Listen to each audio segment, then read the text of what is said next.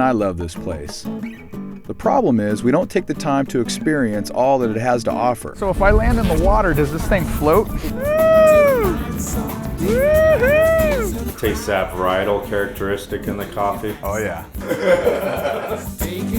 My name is Noah. Come with me and let's explore a little bit of my hometown of San Diego.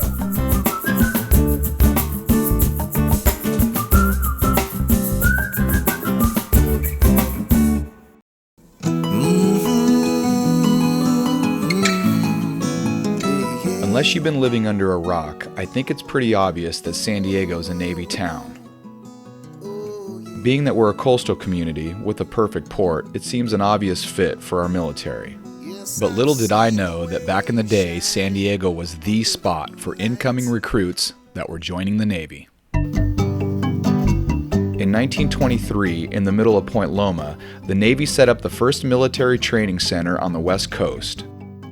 Spread out over 500 acres, it was called NTC, or the Naval Training Center. Young men would come from all across the country to San Diego to learn skills the Navy felt necessary to defend our country. And before the doors closed in 1997, almost 2 million Navy recruits made their way through NTC. Amazing. Over the years, NTC has undergone an incredible transformation, replacing military operations with shops, restaurants, and much more. Out in front of the Dick Laub NTC Command Center, I met the NTC Foundation Director, Alan Zeider, who welcomed me and told me why this year is so special. This is the 100th year anniversary of the opening of the Naval Base, and this is really the base that helped make San Diego a Navy town. Nearly 2 million young men and then eventually women came through to do their basic training and then attended the command schools here on the base. So it was sort of a blow to San Diego's Navy prestige to lose the base back in '97, but this being the 100th anniversary, we want all San Diegans to know the importance of this place and the impact on the lives of all those 2 million young men and women who served here. 1923, the base opens, the first 26 buildings. This is one of the Phase 2 buildings that were built just prior to World War II in 1941. So fast forward to 1993, the Cold War is winding down. We have a number of military bases around the country that are designated as surplus. 1997, the base sees its last class of recruits, and all of a sudden this land, these buildings, transferred to the city of San Diego with a mission to create a new neighborhood for San Diego, preserving 52 of the historic buildings that are here, and also preserving the legacy of the Naval Training Center and its impact in San Diego. So 97, the base closes. The year 2000, the NTC Foundation is formed to take care of the 26 of the historic buildings and create a second Balboa Park type of destination, now called Arts District Liberty Station. Well, I must say, the NTC Foundation has done an amazing job. This place is very cool. Inside the command center, Alan walked me through a great exhibit about the life of an NTC recruit, featuring some wonderful artifacts and pictures. After that, we went upstairs to get a bird's eye view. Alan's a good guy and gave me a ton of great information about the area. Next, down in the Rose Garden, I met NTC President and CEO Lisa Johnson, who told me more. Really want people to come here and have a great experience. We strive for everybody, whether you're local or visiting, that you have a great guest experience. So you can come here and spend several hours. You can go for a run, you can go for a bike ride, you can go for a stroll, you can see working artists, you can have a lovely meal, you can have a nice craft cocktail, you can go to a movie. There's just so many things that you can do here. This was created for the community of San Diego. It was envisioned, when the base was closed, it was envisioned by focus groups of people and artists and future users of what do you want to see here and what would you like. And so we want people to come and experience that. One thing you'll notice while walking around Liberty Station is the amazing public art. It's everywhere. So this is a really cool piece, one of our public art pieces. It's by local artist Jason Lane. It's called Tessellation. We also call it Under the Magnolia Tree because that's really what you're sitting under. Beautiful and such a great spot. Lisa was super informative. With over 100 galleries, museums, and artist studios, I was ready to check out a few. So my first stop was the Nautical History Gallery and Museum, where Joe Frangiosa is doing something pretty cool. Joe spent 4 years in the Navy, then went to do 16 years in the Marines. So to say he knows a little bit about our military is an understatement. During that time, Joe began to collect memorabilia and build models. Today, it's all turned into something amazing. When I retired from the Marines, I had all this really awesome, cool stuff in storage, almost a lot of it that I forgot about. And I broke it out and I realized that the models I had made, I didn't do them in chronological order. But when I placed them a certain way, it was a story of how the ships changed. Wooden hull to iron hull to steel Navy, Great White Fleet period, and onward to the Super Dreadnought battleship, and then to the Iowa-class battleship in World War II. And after that, I'd just simply be at flea markets or antique stores, and I'd be walking, and then through my peripheral, I'd be like, that goes with my model. Like, this went on and on and on, a little bit at a time over a long period of time. And that's what you see in the cases. It's memorabilia and advertising and toys around the models to associate with the period of the model. And it's all from right to left, it's evolving. So you're seeing similar items in the next booth, almost the same scene, but 50 years later. When I leased this as an art space for myself, I was able to do backdrop like you're on the model. That was the funnest part because I always pictured that, and then I just simply needed a space to do it in. Okay, this place is awesome. Everything has been single-handedly put together and built by Joe, even the boats. All these models I'm seeing? Yeah, You did all these boat models? these ship models, the main ones you see, this one closes like a dollhouse. And it's really nice. I keep it open so kids and everybody else can see what it was like on the ship on all the different levels. It's called a cutaway. And I built it from the bottom, each detail of deck, lowest level, coming upward. It's the only way to get that deep. When you look close, it goes all the way through. Oh my gosh, that is amazing. It truly is. So much time and detail put into each model. It's mind-blowing. Joe even knows the history of each vessel, how it operated and evolved. Paddle wheels first, Okay, sure. where the steam engines would push the cranks and the wheels would push the water behind the ship. Okay. And then it evolved to a propeller system. So everything was crossing over a 20 to 30 year period. Joe's museum's not very big, but it's impressive how well he's utilized his space. It's even interactive. Oh yeah, this is important. Now around the room, you get to interact with the period antique that's in reach. Like the searchlight here, you got the ship's bell, you got the battleship's wheel from World War II that can drive with the Iowa-class battleship, and then the ship's wheel in the early days too, as it evolved. While we were there, it was very cool to see veterans interacting and enjoying Joe's work. I think what I loved the most about the museum was Joe and all the passion he has for everything here. It's fantastic. If you get a chance, check out the Nautical History Gallery and Museum and say hi to Joe. You will love it. From Joe's, I head across the street to the Dance Place San Diego building to see another form of art at the San Diego Ballet. Inside, I met director Robin Morgan, who told me how they found Liberty Station. We were enticed by hearing about all this new openings here at the Cultural Arts Mecca of Point Loma, and that they were going to build a dance building, and we were really excited, and we jumped on the bandwagon. Now, this may surprise you, but I've never done ballet before, until today. All right, so what are you doing? I am taping my toes, Okay, taping your toes for what? What are you taping your toes for? Oh, point work. which is in the second part of our class. We're in the center. I think I might Yes. need to wrap my So toes. this is just So then you're gonna get your shoes on, and you guys stretch out. Okay, so what do we do to stretch out? What's your like? well, normally I just have to like open up the hips a little bit. Okay. And then like kind of turn out. So normally I Okay. just do a second split. Whoa! Just kinda like- I usually do this first just to kind of loosen up a little bit. I just go a little bit at a time. Little? Yeah, just a little bit That at a works time. too, because then you just go forward and like, work out your back. I'm pretty much maxed out right here. Actually, if I didn't have jeans on, I probably could go all the way down. Oh, how about if I could do this one. That's a good one. And I'm pretty much maxed out right here. Yeah, maybe we should do some bar work. Wow, how do you, whoa. Your leg is like all the way. Yeah. What the heck? Can you do that? Everybody can do that? How do my toes look? Ow. Whoa. Wow. Prances. Little prancer. That's good. That's really Do you tape your toes? That feels good. Yeah. I can do that. What's that? Whoa, whoa. Penche. There you go. Am I there? Hold on a second. Maybe if I stretch this a little bit more. Ow. Keep going. Ow. Okay, hold it right there. I think it's the jeans. Oh, whoa. There you go. That feels pretty good. Am I doing all right?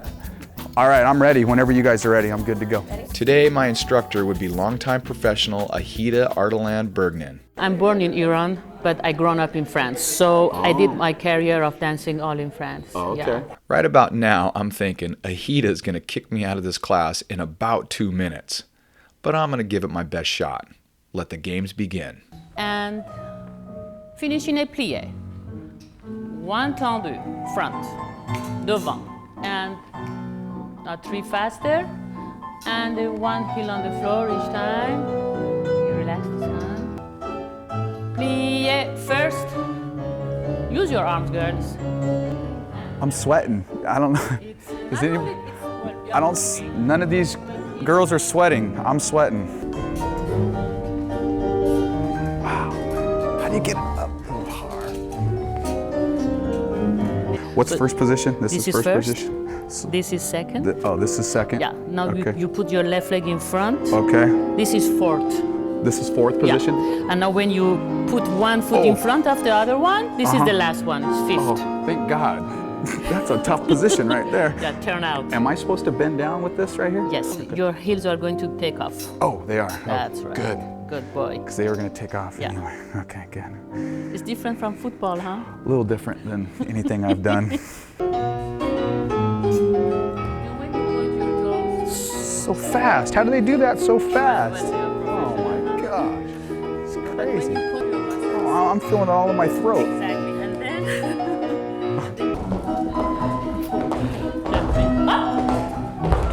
good.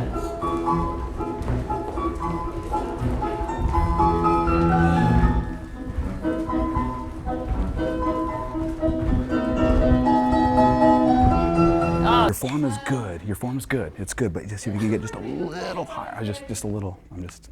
All right, cool. Arms, quarter, quarter, quarter, quarter. And second group, arms.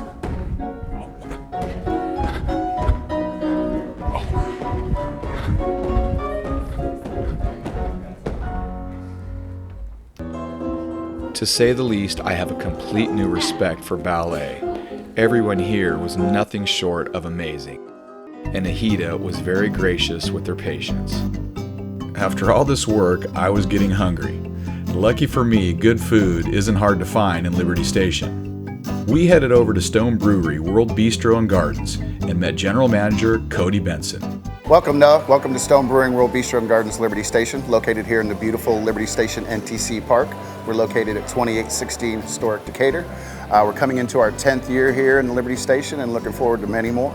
Stone has a 60,000 square foot property where they do it all, including making beer. So entering into our brewery here at Stone Liberty Station, it's a 10-barrel brew house, which evenly equates to about 20 half barrels of beer. So your standard regular keg that you saw in college or when you go to the beach, we make 20 of those at one time of each beer. So in here in the brew house for Liberty Station, we have the area where we actually produce the beer. So here's where water and ingredients is added into the mash tun, and then we take the leftover what is wort, and then it goes to be fermented, sits in bright tanks and fermenters, and then we produce the beer generally within about 2 weeks of time from start to finish. If you've never had Stone beer, you're missing out. They have a ton to choose from. It's really good. And brewmaster Chris Ketchum gave us a sample. First anniversary, this one's for you. Awesome. This is a rebrew of the first anniversary beer, so we're doing all the anniversary beers over for our 10th anniversary, so this is the first. It was cool. I hung out with the boys for a while. We talked beer, we drank beer, and it was all really good. But now it was time for some food. I jumped back in the kitchen with executive chef Cass De Leon, who was knocking out some killer plates. Cass walked me through a few of their favorites. So this is our fruity goat salad. It has been our most popular salad on our menu for 5 years running now. We've tried many different salads, but it's a fan favorite. We cannot get rid of it. So what you have here is katafi, which is phyllo dough, but shredded, right? We portion out goat balls and then we roll that and then deep fry it in. So you get a nice texture, nice crunchiness. Like I said, there's a reason it's a fan favorite, so we can't ever take it off apparently. Up next is, this has been a killer for us, and we were late to the game, but our recipe for our birria tacos is actually from one of our sous chefs who comes down from Mexico. So this is his recipe, and this has to be one of our top selling tacos, and everyone who has it, they love it. So here you have your birria tacos, your melted queso chihuahua, queso cotija, pickled onions, and cilantro, and this is our house-made chile de árbol salsa. So here we have a Wagyu burger. It's a chuck blend. And on top of that, you're gonna have bone marrow butter. So what we do is we take the bone marrows, we brine them for 24 hours, we roast them at a high temperature. Then once they're cool enough, we scrape that into the butter with some roasted garlic and some chives, and then we whip that all together, because who doesn't like fatty on top of a burger, right?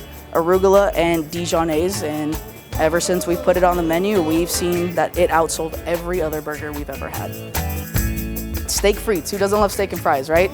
Bordelaise, keep it nice and classic and simple, and we're also gonna top that with the bone marrow butter that we did on the other burger, because why not add butter to steak? Awesome, so this one here is our ahi tuna steak salad. What we do here is we take togarashi and furikake, and we lightly sear the tuna steak, and then when we get an order, we slice it down, top it with wasabi mayo, and under here you have mixed greens, puffed rice, marinated cucumbers, ginger, pickled ginger, and wakame salad with the soy glaze around it. And we just recently put this on the menu probably about a year ago, and it's been doing great ever since. Okay, let me just say, Cass knows what she's doing. So much flavor, everything was delicious. I think what adds to it all is the ambiance here. Kinda Harry Potter meets a cool bar scene. If that's not enough, they have this amazing outdoor space that has the coolest vibe. Out by the fire, we had a few more appetizers, which included poke nachos and a flight of beers that'll knock your socks off. And let's not forget dessert, chocolate cake, and a churro donut with ice cream. There's nothing better than donuts and beer. The food, the beer, everyone and everything at Stone was nothing short of amazing. You've got to check them out. Liberty Station has a good mix of food, shops, and night spots. But there's one place that has all three under one roof, and it's called Moniker General. Inside, I met Moniker General Manager Cooper Sage. Hey Noah, welcome. This is Moniker General. As you can see, this space is a coffee shop, cocktail bar, general store. We've been around since 2016 here in Liberty Station, and it's been our home, an old Navy base, and we've loved it. People know us for our coffee, Moniker Coffee Co. We account for only 1/3 of the space, but this is what we really pride ourselves on. We're so proud of the coffee program that we have here. Along with great coffee, they have some good eats. This is our Bay breakfast sandwich. It's featured on a brioche bun with a fully cooked egg, arugula, avocado, a spicy harissa aioli, with a pickled onion on there. It's really popular and a go-to for any way to start your day. Here we have our toast flight, which is almost like a sampler of 3 of our toasts you can choose from. Starting left to right here, we have the Cure. It has prosciutto, seasonal fruit, which is a cantaloupe, more prosciutto topped with a fresh arugula, and then a drizzle of this hot honey, all topped on a nice ricotta. This is our Avo Thing I Need, which is just our avocado toast on a sourdough bread, cotija cheese, fresh greens sprinkled on top. And then going to the last one here, we have the garden toast, which is a Lebna spread topped with cucumbers, pickled cucumbers, and watermelon radishes, with also some fresh greens on there as well with a vinaigrette. So good. Across from the coffee is Shop Moniker, where in-store experience manager Kate Sage told me more. So this is Shop Moniker. A lot of stuff we do is just sourcing local and even international brands, being a space where we can introduce brands to people that they normally wouldn't find elsewhere in San Diego. Really trying to sell lifestyle, apparel, just kind of like the San Diego experience. I think my favorite thing about working at Shop Moniker is definitely the community, which I think a lot of people would agree with. Regardless of if you're an employee or a customer or just someone wandering through, you're like guaranteed to make a genuine connection with somebody when you walk in this space, and I think that's really valuable. Couldn't agree more. Shop Moniker had some great items, including a few I couldn't pass up.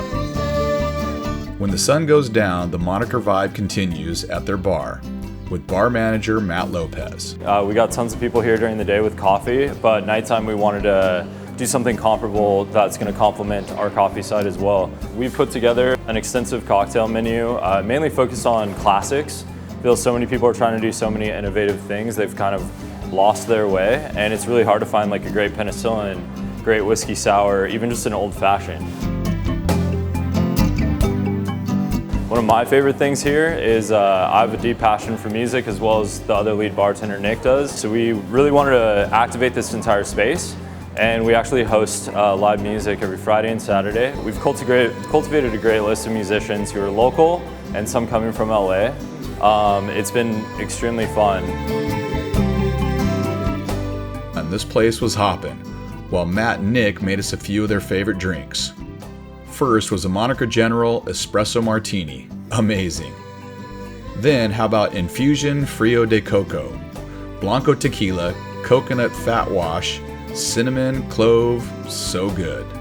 Nick McClure made us a New York Sour that was off the charts. When you get a chance, check out Moniker General. It's a really fun place, doing a lot of things really well. My time in Liberty Station was awesome. So much to do and so much to come back for again and again. Wonderland is brought to you in part by Hacienda Casablanca, where Tony and Cindy Gomez are serving up some of the best Mexican food in town.